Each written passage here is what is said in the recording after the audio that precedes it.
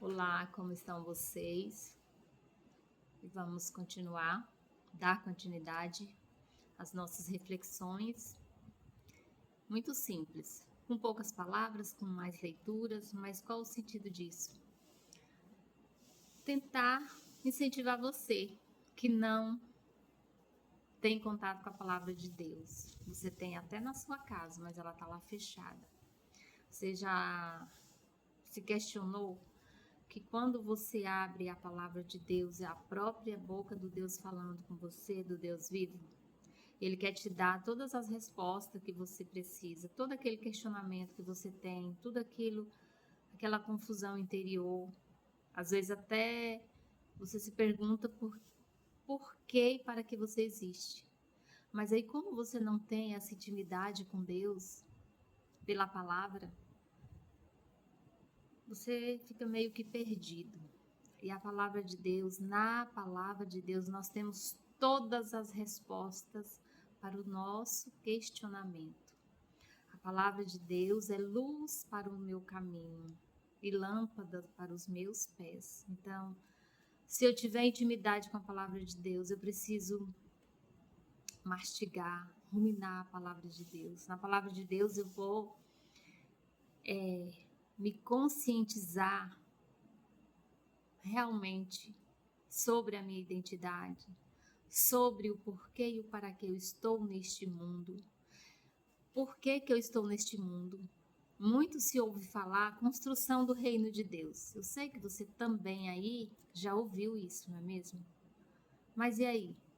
Que construção é essa? É aquela que a gente compra tijolinhos e manda para o céu? Pode até ser, mas o comprar não é com o dinheiro. O comprar é com com as nossas, a partir de mim, as minhas atitudes. Que semente eu estou por aí semeando? Que semente eu estou propagando? Se eu estou semeando empatia pelos outros, amor, cordialidade, perdão, compreensão, misericórdia. E o perdão e a misericórdia é justamente para quem não precisa, porque a gente pensa assim, quando alguém nos machuca, que falam mal da gente, que tentam denegrir a nossa imagem, a nossa tendência é querer se afastar da pessoa e que ela vá pro raio que o parta, não é mesmo? Mas Deus não quer isso. Deus quer que a gente ame essa pessoa, porque Ele vai dizer: ame o teu próximo como a ti mesmo. Amar a Deus sobre todas as coisas e ao teu próximo como a ti mesmo. E muitas vezes o teu próximo é aquela pessoa que é o espinho na sua carne. É aquela pessoa que fofoca com seu nome, que te calunia, que tenta te derrubar. É aquela pessoa no trabalho, é aquela pessoa até mesmo dentro da igreja, porque nós sabemos que dentro da igreja tem muito isso. Porque nós não somos santos, nós não somos perfeitos. E é por isso que se faz necessário o nosso contato direto com a palavra de Deus. Por quê? Porque aqui é a boca de Deus falando. Aqui eu vou aprender que eu preciso perdoar, que eu preciso amar, que eu preciso ser melhor, que eu preciso respeitar o meu irmão, porque a palavra também vai dizer que se eu digo que amo a Deus e falo mal do meu irmão, o que eu estou fazendo? Estou sendo verdadeiro ou verdadeira? Pois então, é isso. E aqui, no livro da vida que Deus deixou para cada um de nós, tem base de tudo, de tudo, de tudo, de tudo, porque a gente precisa. Esses dias para trás eu conversava com uma colega e ela almeja casar, né? Só que eu vou fazer uma pergunta para você casado e para você que pretende casar. Para quê? Para que você casou? Você já se perguntou isso? Você antes de casar, você teve assim uma sutil curiosidade de que seria o casamento?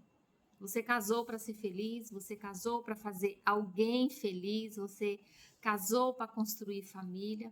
Por que você quis casar? Para não ficar só, para não ficar solitário? E hoje a gente presencia a grande dificuldade entre casais. Na verdade, sempre existiu, mas hoje parece que tem mais, não sei. Mas assim, por quê? Olha só, você que é advogado, você que é médico, você que é enfermeiro, você que é administrador, você que é contador, quantos anos de faculdade você cursou, não é? E depois você fez ali um apanhado do seu aprendizado, que foi o TCC, para você poder concluir, para te darem conclusão do seu curso, não é mesmo? Então você precisou estudar, se dedicar para passar por uma profissão. E aí, para casar, que é a palavra de Deus diz que é para a vida toda, aqui ela vai dizer, é para a vida toda, que se você decidir casar, você não é obrigado. Mas se você decidiu casar, é para a vida toda.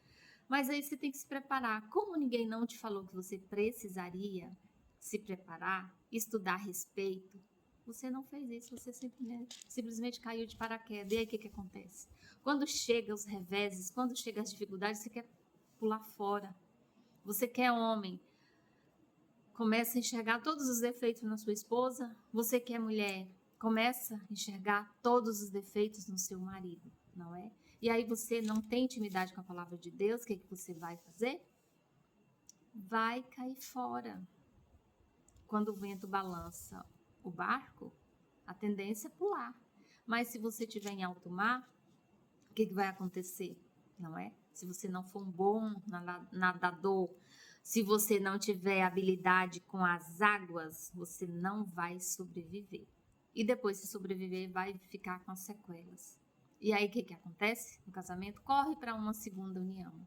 E aí deixa filhos para trás, e aí é uma desossa, não é? Então, é isso.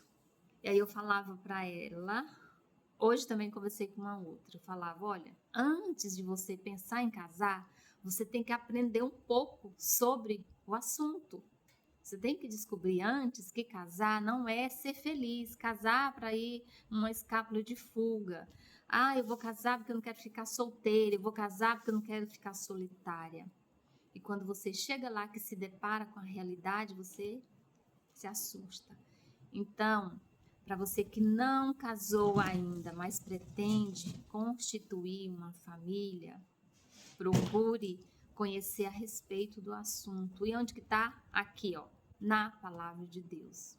Está na palavra de Deus. Então, comece a estudar sobre isso. Coloque isso na presença de Deus. E aí, a partir do momento que a gente coloca na presença de Deus e não pega de volta, Deus vai cuidar do assunto. E você, e detalhe, quando a gente coloca algo nas mãos de Deus, o que acontece? Tem que colocar e tem que ficar em escuta ativa. E Deus vai falar no seu coração o que você tem que fazer. E aí, qual é a segunda parte? Obedecer. Obedecer. E Deus vai te falar a forma que tem que ser o casamento, a forma que tem que ser, na verdade, o namoro, para poder, então, você chegar num casamento sustentável. E esse assunto acaba que incomoda muito. Mas se você não viver as fases, sinto muito em te falar, não vai dar certo. Então, você que é solteiro e pretende casar, procure conhecer, estudar a respeito do assunto. Você que está casado e está já em meio a essa dificuldade, está em meio aos turbilhões, comece a ter intimidade com a palavra de Deus, que Deus vai falar para você o que você tem que fazer para poder melhorar a situação da qual você se encontra. E não é jogar o seu esposo ou a sua esposa fora, não é jogar os filhos fora que estão dando trabalho, porque também você não aprendeu a ser pai, a ser mãe, não sabia que é difícil treinar filhos. Tudo isso é um aprendizado e nós precisamos nos inteirar do assunto, porque não tem como viver, chegar no propósito sem viver o processo. E o processo ele se dá por fases e você precisa viver uma fase após a outra.